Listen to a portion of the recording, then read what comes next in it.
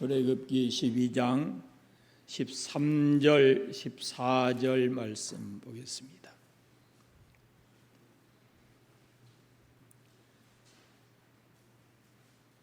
(13절) (14절) 같이 읽겠습니다. 내가 애굽 땅을 칠 때에 그 피가 너희가 사는 집에 있어서 너희를 위하여 표적이 될지라. 내가 피를 볼 때에 너희를 넘어가리니 재앙이 너희에게 내려 멸하지 아니하리라. 너희는 이 날을 기념하여 여호와의 절기를 삼아 영원한 규례로 대대로 지킬지니라. 아멘.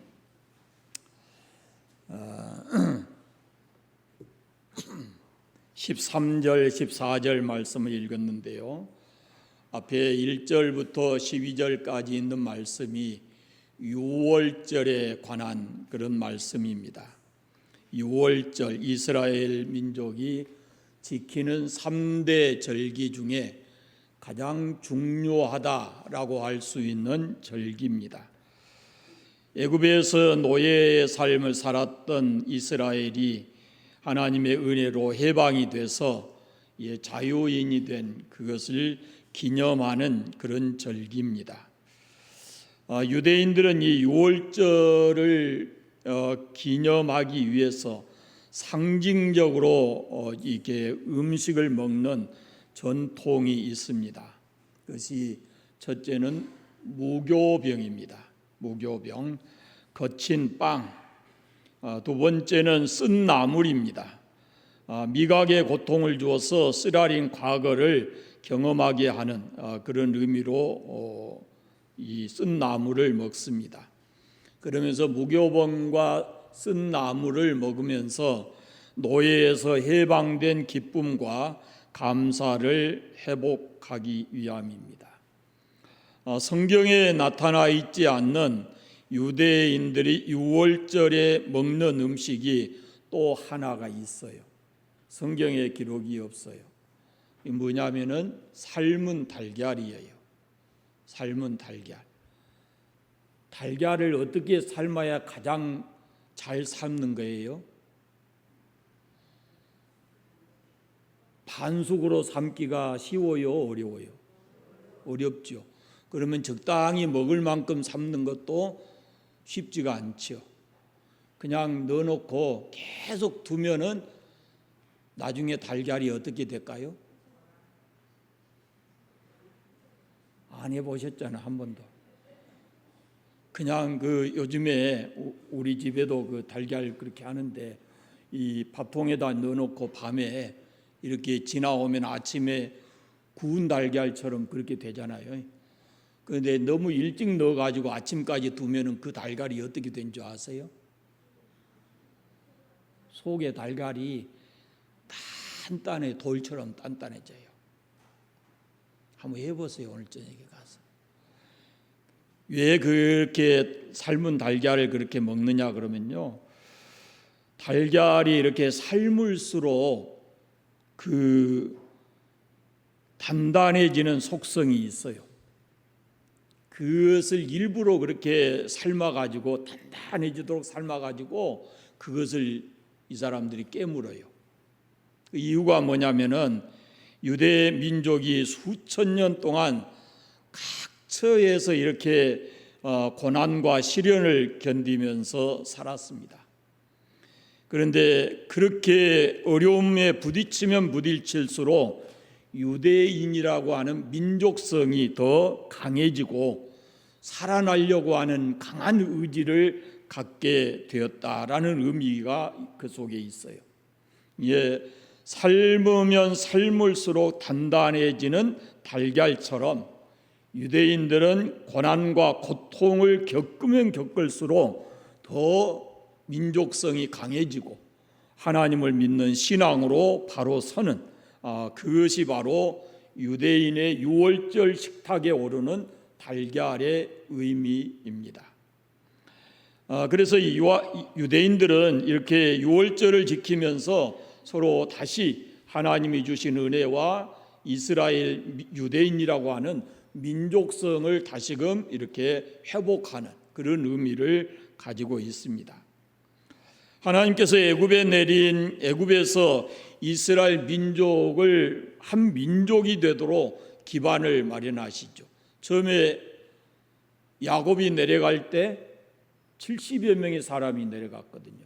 그런데 지금 이 출애굽에서 나올 때는 장정만 60만 명이니까 그 애굽에서 이스라엘 민족으로 형성할 수 있는 기반이 이 애굽에서 마련이 됐고, 그리고 아브라함에게 약속하신 400여 년 동안 다른 민족을 섬기리라 하신 그것을 섬기게 했고, 시간이 돼서 이제는 약속한 대로 하나님께서 그 유월절 사건을 통해서 하나님이 언약을 이루십니다.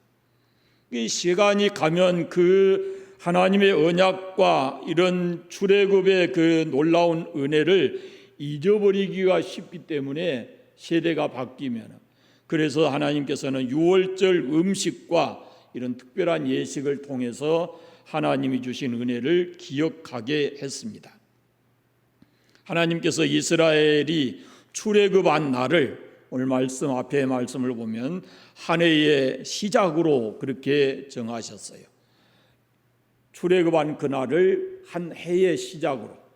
거기에는 세 가지 의미가 있습니다. 첫째는 이스라엘이 하나님의 뜻에 의해서 구속의 역사가 시작이 됐다라는 의미를 가지고 있고, 두 번째는 이제 노예 생활을 청산하고 하나님의 백성으로서 새로운 출발을 한다라는 의미가 있고, 세 번째는 이스라엘이 주권을 가진 나라와 민족이 되었다라는 것을 알리기 위한 그런 의미가 그 속에 있습니다. 유월절 희생양인 이 어린 양은 죄인들을 대속하시기 위해서 이 땅에 오시고 십자가에 죽으신 예수 그리스도를 상징을 합니다. 성경을 자세히 보면 어린 양을 잡는데 각 가족대로 그 식구를 위해서 잡습니다. 식구가 몇 명이냐에 따라서 양의 크기가 이렇게 달라지고 이렇게 했습니다. 그래서 식구가 적으면 옆 사람과 합해서 이렇게 같이 해서 그 양을 먹도록 그렇게 했어요. 그러니까 가족이 먹을 수 있는 분량을 감안하면서 양을 잡도록 그렇게 했습니다. 그다음에 어린 양을 잡으라 그랬는데, 어린 양은 결함이 없고 흠이 없고 1년 된 수컷으로 양이나 염소 중에서 취하고 해질 때 그것을 잡아서 그 피를 집 좌우 문설주와 임방에 바르라, 이렇게 말씀을 하십니다. 여기서 어린 양은 이 흠이 없고 온전하고 이런 것은 바로 어린 양이 예수 그리스도를 상징하기 때문에 그렇습니다. 그럼 수컷을 드리라 그랬어요. 1년 된 수컷으로 이렇게 표현하지요. 이 말은 수컷은 장자는 이런 말이에요. 그러니까 애굽에서 출애굽할 때 마지막 재앙이 장자의 죽음이에요. 남자 아이들, 첫 아이, 그게 죽는 거예요. 그래서 수컷의 초태생을 죽음의 재앙으로부터 건져낸다라는 의미를 강조하기 때문에 수컷의 이 1년 된 수컷을 그렇게 하도록 했습니다. 또 양과 염소 그랬는데, 양하고 염소하고 많이 다른가요? 값이 많이 다른가요? 우리는 잘 모르죠. 근데 이 성경에 보면은 양이 경제적으로 더 이 값이 나가고 염소가 덜 나가는 것으로 그렇게 판단이 돼요. 그래서 소유자의 경제적인 이유 때문에 양이나 염소 중 이렇게 기록하고 있습니다. 이것은 각 가정에서 잡아요. 이 처음에 이 양을 잡을 때 제사장이 잡는다든지 이런 게 아니고, 이 애굽에서 양을 잡을 때, 유월절 양을 잡을 때는 각 가정에서 가장이 그것을 잡았습니다. 물론 여기에 의미가 또 있어요. 이 가장이 잡는다 그 말은 각 가정마다 다 잡잖아요. 이 말은 나중에 와서 신약에 와서 보면 이것은 우리가 다 예수 그리스도 안에서 제사장이기 때문에 그걸 할 수 있다라는 의미를 가지고 있다고 합니다. 그러니까 생명을 상징하는 피는 문설주와 문인방에 바르게 했는데 이것이 속죄의 의미가 있습니다. 그 피를 보고 죽음의 사자가 그 가정을 넘어가는 거예요. 그 피가 그 집안에 있는 모든 사람들의 생명을 보호했다라는 것입니다. 그 다음에 양을 잡아서 불에 구워서 무교병과 쓴 나물과 함께 먹었고 먹을 때에 허리에 띠를 띠고 발에 신을 신고 지팡이를 손에 잡고 급히 먹어야 된다, 이렇게 말씀하고 있습니다. 그러니까 유월절 양은, 어린 양은 불에 굽도록 그렇게 했어요. 불에 구워서 먹을 수 있게. 이것은 어떤 의미가 있느냐 하면은 불에 구워 먹는다라는 말은 부정한 것을 불로 다 태워버린다라는 의미가 있습니다. 앞에 말씀드렸지만 무교병은 누룩을 넣지 않아서 발효가 안 된 빵인데 이스라엘 민족이 출애굽할 때 그만한 시간의 여유가 없어요. 그 누룩을 넣어서 그걸 발효시켜 가지고 평상시에는 빵을 만들어 먹지만 그때는 그럴 만한 시간이 없이 아주 급박한 상황이었다라는 것을 얘기를 하는 거예요. 그리고 누룩이라는 것은 성경에 보면은 종교적으로 도덕적으로 부패한 것을 상징하기 때문에 이 제사 드릴 때는 이 누룩을 넣지를 않았습니다. 그래서 그런 의미로 무교병을 먹었다, 유월절에는 그런 의미고, 그 다음에 쓴 나물은 쓴맛이 나는 여러 가지 그 나물 종류인데 이것을 먹는 것은 애굽에서 겪었던 쓰디쓴 고난을 기억하게 하기 위함입니다. 그래서 쓴 나물을 먹을 때마다 이스라엘은 고역의 땅 애굽에서 하나님이 그들을 건져내 주신 것을 기억하고 그것을, 그 은혜를 감사하게 되는 거죠. 그러니까 구운 고기는 고난 받으신 그리스도를 상징하고 무교병은 죄악이 제거된 거룩한 삶을 상징하고 쓴 나물은 애굽의 고난을 상징하는 것입니다. 그래서 이것을 먹을 때에 허리에 띠를 띠고 발에 신을 신고 그리고 지팡이를 손에 잡고 급히 먹어야 된다라는 겁니다. 이것은 뭘 얘기하냐면 하나님의 명령이 떨어지면 바로 즉시 행동해야 된다라는 의미를 가지고 있어요. 그러니까 다 준비하고 그리고 하나님이 말씀하시면 곧 그 말씀을 따라서 순종해야 된다라는 의미입니다. 자, 우리가 하나님께서 애굽에 내리는 재앙을 지난주에 두 가지를 이렇게 살펴봤는데 10가지 재앙을 내리십니다. 그런데 그 10가지 재앙 중에 절정을 이루는 것이 마지막 10번째 재앙인 장자의 죽음입니다. 여기서 심판의 대상과 구원의 대상이 구별됩니다. 그 기준이 갈라지는 거예요. 그 기준이 뭐냐 하면은 어린 양의 피입니다. 어린 양의 피. 피가 장자의 죽음 재앙을 주관하시는 하나님의 심판과 구원의 표시가 되었습니다. 어린 양의 죽음으로 인해서 피가 있는 집은 장자의 죽음을 면할 수 있었고 그 집안에 있는 사람은 장자라도 죽지를 않았습니다. 결국 이 피가 대속의 피가 되는 거예요. 유월절 죽으신 어린 양 예수 그리스도의 보혈, 그것을 상징하는 것이 바로 유월절 어린 양의 피입니다. 예수님께서 요한복음에 보면은 언제 예루살렘에 가시고 언제 예수님이 십자가에 지고 돌아가신가라는 것을 한번 여러분이 구체적으로 찾아보세요. 예수님은 6월절에 3번 예루살렘에 올라가시는데 마지막 올라가셨을 때에 6월절 어린 양 잡는 그날에 예수님이 잡히시고 십자가에 돌아가시는 그런 과정을 그때 겪습니다. 그러니까 어린 양의 구약 출애굽기에 나오는 이 어린 양과 예수 그리스도 어린 양 되시는 예수 그리스도가 서로 굉장히 중요한 상징적으로 만남이 있어요. 하나님은 예수 그리스도의 그 피로 우리를 구속하신다라는 것을 계속해서 성경 전체의 맥으로 이렇게 가지고 있습니다. 제가 언젠가도 말씀드렸지만 인류가 최초의 죄를 범했을 때 하나님께서 뭘 하셨어요? 창세기 3장에 보면, 창세기 3장에 아담과 하와가 죄를 지었을 때 자기들이 자기 부끄러움을 가리려고 치마 입었잖아요. 하나님께서 그걸로 안 된다고 벗겨내시고 뭘 했어요? 가죽옷을 입혔어요. 가죽옷을 그냥 입힌 게 아니죠. 양을 죽이잖아요. 그걸로 가려준 거예요. 그때부터 창세기 3장에서부터 계속 요한계시록까지 맥을 가지고 흐르는 것이 뭐냐면은 예수 그리스도의 피입니다. 그 피만이 우리 인류의 죄를 사하시고 구속하실 수 있다라는 의미를 계속해서 가지고 있는 거예요.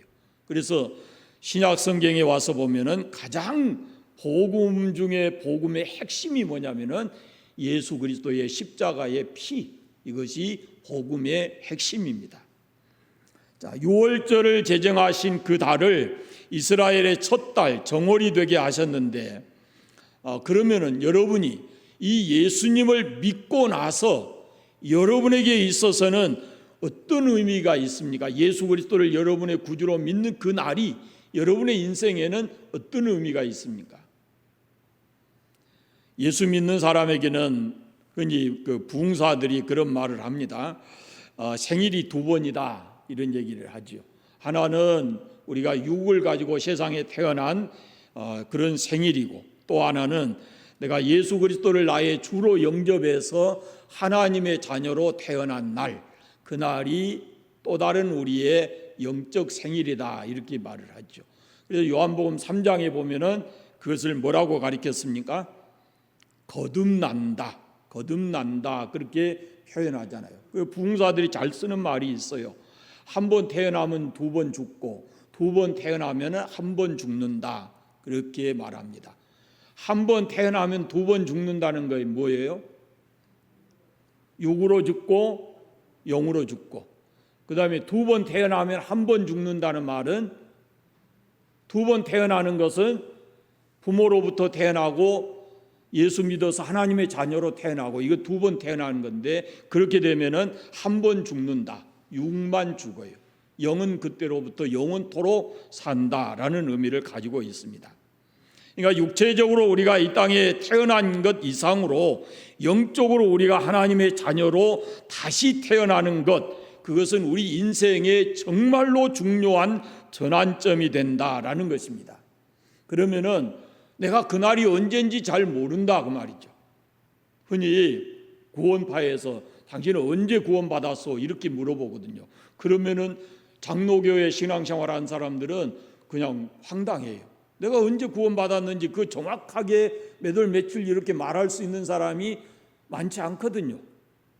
하나님의 성령의 특별한 은혜를 입어서 놀라운 역사를 가지고 거듭난 사람이 있고, 그냥 자연적으로 어느 순간인가 거듭나는 그런 경험을 한 사람이 있어요. 그런데 그렇게 직설적으로 물어보면 당황하는 사람이 있어요. 그런데 내가 거듭났다라는 것을 확실하게 다시 태어났다는 의미가 어디서 나오느냐면은 세례식에서 정확하게 나타나는 겁니다. 한 번쯤은 꼭 해보고 싶은 거예요. 이게 뭐냐면, 우리는 세례를 장로교에서는 약식으로 하잖아요. 목사가 머리에다 물 이렇게 얹어가지고, 그것도 많이 하면 흘러내릴까 싶어가지고 많이도 못해요, 이렇게. 그런데 세례라고 하는 건, 물 세례가 뭐냐면은 물 속에 완전히 들어간 거거든요. 들어갔다는 의미예요. 여기까지 여기다 묻히는 것은 들어갔다는 거거든요. 그러면 그 물 속에 들어갔다라는 것은 과거의 나, 죄 가운데 살았던 나는 이 물 속에서 완전히 죽고, 이제 예수님의 이름으로 예수 안에서 새로운 영을 가지고 거듭 태어났다라는 의미가 세례입니다. 세례. 그러니까 여러분이 정확하게 나는 언제 거듭난지 모릅니다 라고 하는 사람도 자기의 세례받은 날은 알고 있겠잖아요. 그날 나는 거듭났습니다 이렇게 말하면 되는 거예요. 뭐 그 이전에부터 하나님의 은혜를 받아서 새로운 생을 살고 있지만 그게 정확하지 않는 사람은 그렇게 말할 수 있습니다. 우리가 예수 그리스도를 믿으면 본질상 진노의 자녀이고 죄의 본성을 가지고 살았던 인간이 이제는 다시 잃어버린 하나님의 형상을 찾고 다시 우리에게 영원한 생명이 주어져서 부활의 능력과 영생을 소유한 사람으로 완전히 변하는 겁니다.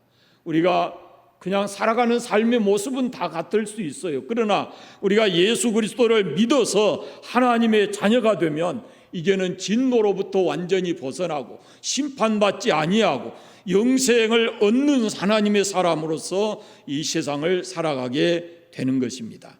그래서 예수 믿는 사람은, 예수 안에서 거듭난 사람은 그 인생의 가치관, 그 인생의 목표, 그리고 살아가는 삶의 모습들, 가족관, 그리고 삶의 가치, 삶의 태도, 습관, 이런 것까지도 하나하나 바뀌어져 가야 되는 거죠.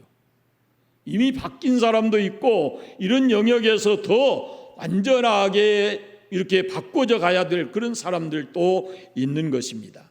그러니까 가만히 생각해 보세요. 나는 하나님의 자녀인데 내가 살아가면서 살면 살수록, 신앙생활하면 할수록 이게 주님을 닮아가는 거구나, 이것을 느껴야지 내가 이상하네, 잘못된 삶을 살고 있네, 이런 것이 거듭거듭 나타난다 그러면은 뭔가 지금 하나님의 자녀로서 잘못 살고 있는 것이다 라는 것입니다. 앞으로 내가 어떤 부분에 변화되어야 하는지 한번 자기 자신의 삶을 늘 돌아보십시오. 누구든지 그리스도 안에 있으면 새로운 피조물이라, 이전 것은 지나갔으니 보라 새 것이 되었도다 라고 성경은 분명히 말합니다. 하나님의 자녀답게 살아가라 라고 말씀하고 있습니다.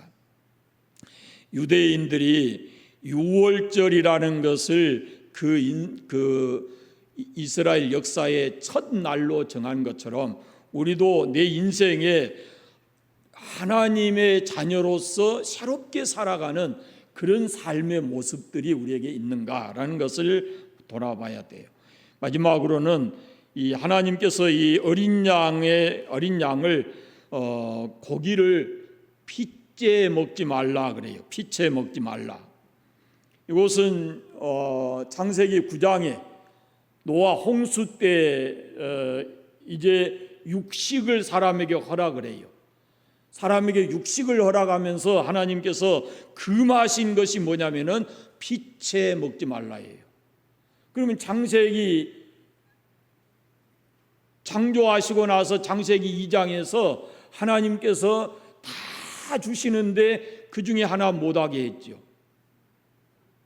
선악과 먹지 마라 그랬잖아요. 그것을 가지고 하나님과 아담과 하와가 관계를 맺어가는 거예요. 그런데 하나님께서 이 노아 홍수가 지난 후에 세상의 모든 것을 다 허락하세요. 그런데 고기도 허락하시지만 피채 먹지 말라 그래요. 그것은 피가 곧 생명이다라고 말씀을 합니다. 그러니까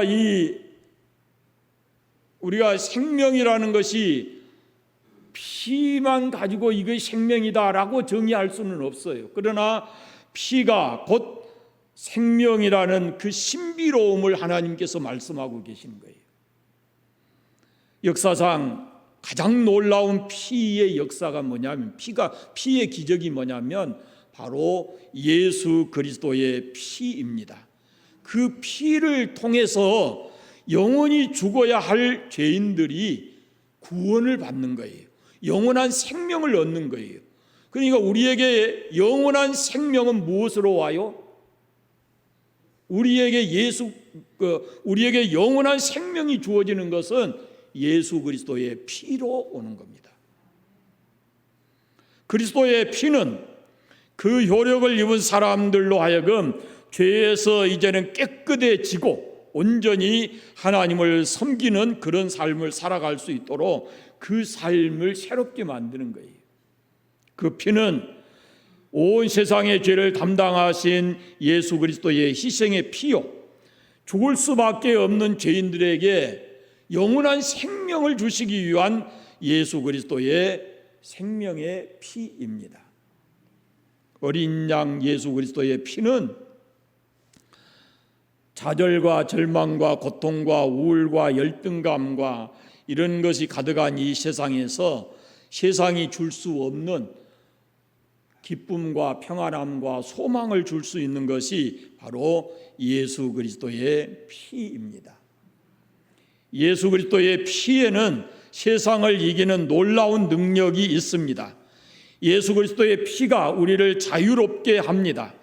세상의 어떤 권세도 그 피의 능력을 소멸시킬 수가 없습니다. 확실하게 유월절 어린 양의 피가 이스라엘 민족에게 어떤 역할을 했는가를 분명히 아시고, 십자가에 달려 죽으신 예수님의 피가 오늘 인류에게 어떤 역할을 하는지 이것을 우리가 분명하게 알고 믿어야 합니다. 우리에게 있는 영원한 생명은 예수님이 십자가에서 치르신 그 피의 값으로 우리에게 영원한 생명이 주어진 겁니다. 어린 양이 죽고 문설주와 임방의 발라짐으로 인해서 그 피의 값으로 그 안에 있던 사람들의 생명이 보호받았습니다. 십자가에 달리신 예수 그리스도의 피를 믿음으로 인해서 우리가 영원한 생명을 얻고 하나님의 자녀로 이 땅을 살아가게 되는 것입니다. 날마다 고민되고 괴롭고 힘들고 우울하고 답답하고 그럴 때마다 여러분 예수 그리스도의 십자가를 붙들고 그 십자가에서 흘러내리는 예수 그리스도의 피의 능력을 경험하며 사시기를 바랍니다. 그것이 우리를 자유롭게 할 것이고, 그것이 우리의 생명을 풍요롭게 할 것이고, 그것이 우리에게 영원한 소망을 가져다 줄 것입니다. 제가 설교는 다 했습니다. 이제 이렇게 나이 들어가면서 깨닫는 것이 하나 있어요. 우리 아버지가 저하고 같은 나이 때에 이런 것을 경험했을까? 이런 것이 생각이 나요. 우리 아버지도 나만큼 이 나이 때 이런 경험을 했을까? 그게 생각이 나거든요. 그래서 아마 지금 우리 교회에 나이 드신 많은 분들이 계신데 제가 지금 경험하고 또 생각하고 있는 것보다 훨씬 더 많은 그런 경험을 가지고 있겠다, 이런 생각이 들어서 오늘 낮의 말씀도 역시 마찬가지고 다음 주 이렇게 계속되는 말씀이 뭐냐면 인생의 노년의 이 외로움 또 소외됨, 이런 것이 어떤 의미일까? 어떤 의미일까? 우리가 그리스도인으로서 그런 것을 어떻게 극복하고 살아야 될까? 이런 것이 지금 의문을 가지고 제가 말씀을 준비하려고 생각을 해요. 그래서 좀 더 우리가 공감할 수 있는 그런 말씀들을 함께 나누고 싶은 것이 제가 지금 준비하고 있는 말씀들이에요. 그래서 여러분이 그걸 위해서 기도해 주시고, 그때마다 예수 그리스도의 십자가가 모든 것의 답이다라는 것을 깨닫습니다. 그래서 항상 여러분들이 삶의 연장에서 내게 영원한 생명을 주신 예수 그리스도의 십자가의 피, 그리고 우리의 모든 삶을 부정적인 것에서 긍정적으로 바꾸어 주실 수 있는 예수 그리스도의 피를, 십자가의 피를 의지하고 살아가시기를 바랍니다. 기도하겠습니다. 감사합니다. 하나님 아버지, 오늘도 거룩한 주일을 주의 전에서 함께 예배하며 지내게 하시니 감사합니다. 이 시간도 우리에게 유월절 어린 양의 피, 그 피가 우리에게 가져다 주는 의미가 무엇인가라는 것을 다시 한번 말씀을 나누었습니다. 하나님, 우리 아버지 이스라엘 민족이 그 피로 인해서 영원한 생명을 보존받고 또 하나님의 도우심을 입은 것처럼 우리도 이 땅을 살아가는 동안에 예수 그리스도께서 십자가에서 흘리신 그 보혈의 피로 나를 구원해 하나님 자녀 되게 하시고 영원한 생명을 주셨으니 그 십자가의 은혜, 십자가의 능력을 굳게 붙들고 살아가는 저희들 되게 해주시기를 원합니다. 죄 때문에 고민되고 삶의 문제가 해결되지 않고 그리고 외롭고 괴롭고 답답할 때 그때마다 주의 십자가 앞으로 나아가게 하시고 십자가의 능력을 힘입어서 주 안에서 항상 기뻐하고 살아갈 수 있는 저희들 되게 하여 주시옵소서. 한 주간 하나님 우리의 모든 삶을 책임져 주시기를 원합니다. 주를 의지하고 살아갑니다. 주께서 날마다 은혜를 베풀어 주시고 특별히 아버지 하나님 큰 태풍이 온다고 하는데 하나님께서 이 나라 이 백성들을 불쌍히 여기시고 피해가 적게 하시고 없게 하시고 우리 성도들 가정도 잘 지켜 보호해 주시기를 간절히 원하옵고 기도합니다. 한 주간도 믿음으로 살게 하여 주시옵소서. 예수님의 이름으로 기도드립니다. 아멘.